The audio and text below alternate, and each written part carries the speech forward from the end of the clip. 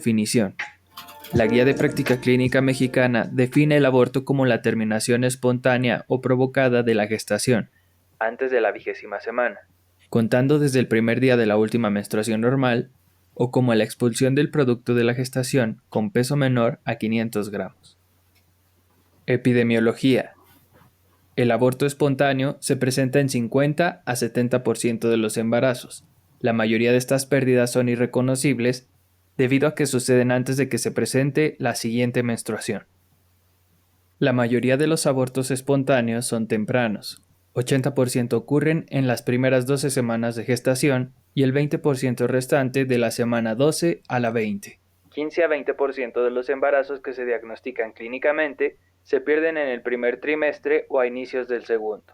La amenaza de aborto es una de las complicaciones obstétricas más frecuentes. Se presenta en 1 de cada 5 embarazos, de los cuales 3 a 16% terminará en aborto.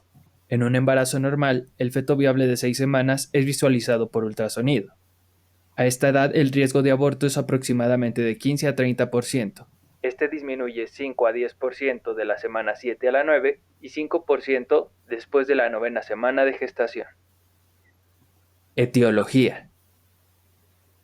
Aproximadamente 50% de todos los casos de pérdida temprana del embarazo se deben a anomalías cromosómicas fetales, como trisomías autosómicas de los cromosomas 16, 22, 21, 13 y 18, monosomías X o síndrome de Turner, y triploidías o tetraploidías.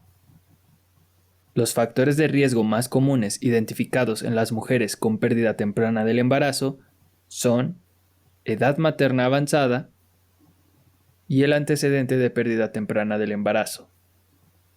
Otros factores maternos que pueden desencadenar en un aborto espontáneo son infecciones de la familia Torch, toxoplasma, sífilis, rubiola, citomegalovirus y herpes simple, enfermedades crónicas graves, endocrinopatías como diabetes no controlada, hipotiroidismo, deficiencia de progesterona, hipertensión arterial, desnutrición grave, uso de sustancias como tabaco, alcohol o cocaína, altas dosis de cafeína y toxinas ambientales, así como factores inmunológicos como el síndrome de anticuerpos antifosfolípidos, factor uterino como miomas, malformaciones uterinas y síndrome de Asherman, e incompetencia cervical.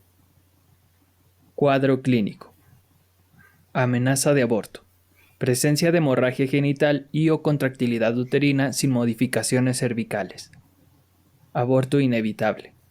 Hemorragia genital o ruptura de membranas aún sin modificaciones cervicales que hacen imposible continuar con la gestación. Aborto en evolución. Se caracteriza por la presencia de hemorragia genital persistente, presencia de actividad uterina reconocible clínicamente y modificaciones cervicales como borramiento y dilatación, incompatibles con la continuidad de la gestación. Aborto incompleto. Ha ocurrido la expulsión de una parte del producto de la concepción. El resto se encuentra aún en la cavidad uterina. Aborto completo. Aquel en el que la expulsión del producto de la concepción ha sido total, es decir, se ha expulsado todo el feto o embrión, membranas y placenta. Aborto diferido. Se define cuando ocurre la muerte del producto de la concepción y no se expulsa de manera espontánea. Presupone una diferencia en el tiempo entre la muerte ovular y la elaboración del diagnóstico. Es decir, se ha retenido un producto de la gestación en el útero durante varias semanas. En este tipo de aborto existe un riesgo de coagulación intravascular diseminada, por lo que se deben determinar constantemente los niveles de fibrinógeno y dímero D. Respecto al aborto diferido, existen diversas clasificaciones en las literaturas consultadas. Por ejemplo, algunos consideran el aborto diferido aquel que sucede en embarazos mayores de 12 semanas de gestación, y los menores de 12 semanas de gestación se pueden considerar como huevo muerto retenido si se evidencia la presencia de un embrión, o embarazo anembriónico si no se detecta la presencia de un embrión. Diagnóstico. El aborto se sospechará en pacientes en edad reproductiva que cursan con el cuadro clínico ya descrito. caracterizado principalmente por el sangrado uterino, por lo que es importante realizar una correcta historia clínica y una exploración física completa, así como pedir un ultrasonido transvaginal o abdominal y hormona gonadotropina coriónica humana en su fracción beta. Existen dos zonas grises donde no sabemos si el embarazo va a ser viable o no. La primera se conoce como embarazo de localización no conocida o indeterminada.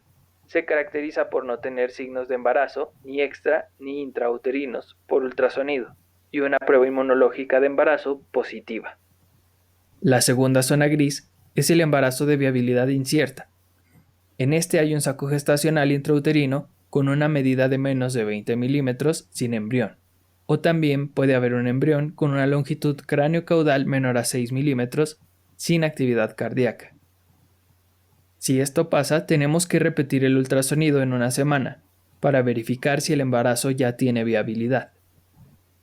Recuerda que el ultrasonido transvaginal puede detectar la frecuencia cardíaca fetal a partir de la 5ª semana de gestación y el ultrasonido abdominal a partir de la 8ª semana de gestación o a partir de que el embrión alcance 7 milímetros de longitud cráneo-caudal.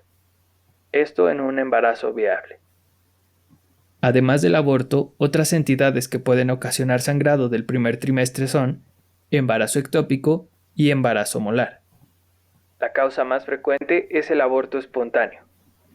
Los puntos de corte para detectar un saco gestacional por fracción beta de hormona gonadotropina coriónica humana son 1500 para ultrasonido vaginal y 3600 para ultrasonido abdominal. Tratamiento. El manejo médico del aborto inevitable y diferido consiste en el uso de misoprostol y mifepristona, más ultrasonido a los 7 días. Tiene una tasa de éxito del 95%. En embarazos de menos de 9 semanas de gestación, el manejo es médico ambulatorio y se debe revisar a la paciente en 24 horas. Las contraindicaciones de misoprostol son asma y glaucoma. Si la paciente tiene más de 10 semanas de gestación, se debe hospitalizar hasta verificar la salida del producto. El tratamiento quirúrgico puede ser aspiración manual endouterina y legrado uterino instrumentado. El aspirado manual endouterino está indicado en un fondo uterino menor a 11 centímetros y dilatación cervical menor a 1 centímetro. Es la primera elección en aborto diferido y en aborto incompleto. El legrado uterino instrumentado está indicado en una dilatación mayor a 1 centímetro y un fondo uterino mayor a 2 centímetros, así como tejido retenido y enfermedad trofoblástica gestacional. En ambos casos de aspiración y legrado se debe administrar profilaxis antibiótica. El medicamento de elección es doxiciclina. Se indican doxiciclina 100 miligramos vía oral 1 hora previa y 200 miligramos vía oral después de realizar el procedimiento. Si se trata de un aborto séptico, se debe impregnar de antibióticos 6 a 8 horas previas al procedimiento. Las complicaciones del legrado son síndrome de Asherman, que son sinequias uterinas, hemorragia, perforación uterina y muerte, con una tasa de 0.5 por cada 100.000. En mayores de 16 semanas de gestación, el procedimiento también se conoce como destrucción mecánica y evacuación uterina. La pérdida recurrente de la gestación es indicación de cariotipo a ambos padres, ya que 3 a 5% tiene anomalías cromosómicas. Se debe estudiar si la paciente tiene malformaciones uterinas y se debe realizar cerclaje en pacientes con sospecha de incompetencia cervical, que tengan más de 3 pérdidas o antecedentes de nacimientos pretérmino. No está indicado realizarse serología para TORCH en todas las pacientes con pérdida recurrente de la gestación. 15% de estas pacientes tendrán anticuerpos antifosfolípidos positivos, por lo que es importante investigar su presencia en las pacientes que cumplan los criterios de síndrome de anticuerpos antifosfolípidos. En el caso de la amenaza de aborto, se sugiere el reposo en cama por 48 horas, tomando en cuenta que la evidencia disponible por el momento es insuficiente para demostrar el efecto benéfico para prevenir el aborto. Se sugiere también, tras el cese de sangrado, suplementar con ácido fólico, uso de sedantes, el tratamiento hormonal con la administración de una dosis de gonadotropina coriónica humana hasta la semana 12 y de 17 alfa-hidroxiprogesterona después de la semana 12. En el aborto séptico hay una hipersensibilidad uterina. El sangrado transvaginal puede ser hematopurulento y hay dolor al movilizar el cérvix. En este tipo de aborto se sospechará de infección por Clostridium perfringens si existe hemólisis, bacilos gram positivos y gas intramiometrial. El tratamiento será con toxoide tetánico más antibiótico, pudiendo ser clindamicina más metronidazol, ampicilina y gentamicina o ampicilina, gentamicina y metronidazol. La incompetencia cervical se caracteriza por 2 o más abortos tardíos o 3 o más partos pretérmino, más un orificio cervical interno dilatado de 1 a 3 centímetros y una longitud del cérvix menor a 15 milímetros. Los factores de riesgo son conización y trauma cervical. El cuadro clínico se caracteriza por una dilatación indolora más prolapso o abombamiento de membranas. El tratamiento consiste en cerclaje a las 14 a 16 semanas de gestación y se retirará a las 38 semanas de gestación. Una complicación de este tratamiento puede ser la corioamnioitis. Prevención. La guía de práctica clínica hace énfasis en que la suplementación con vitamina A y C no ayuda a prevenir el aborto espontáneo.